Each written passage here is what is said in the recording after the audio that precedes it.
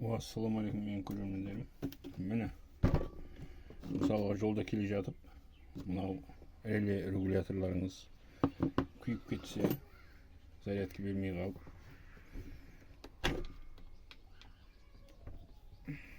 мынандай қыласыздар. Қазір мынау динамоның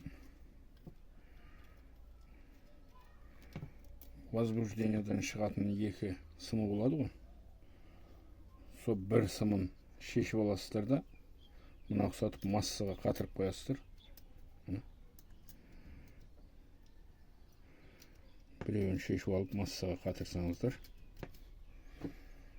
Бұл да тоқ береді, бірақ көп береді. Жаңағы оборот бермей, жайлап жетіп алуға болады, жететін жерге. Осыны сіздерге көрсете кетейін дегем. Ұнап жатқан болса лайк басып, тіркеліп кетіңіздер. Мынау қазір міне.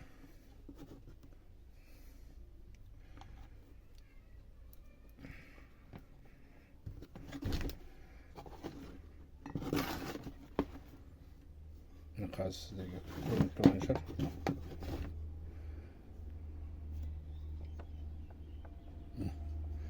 Қазір мен осыны айналдырамын.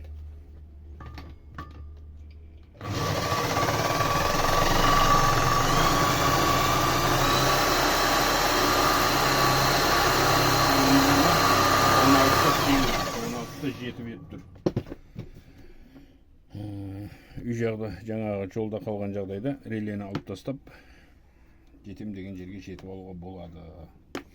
Тоқы газ берместен. Ұнап жатқан болса тіркеліп кетіңіздер.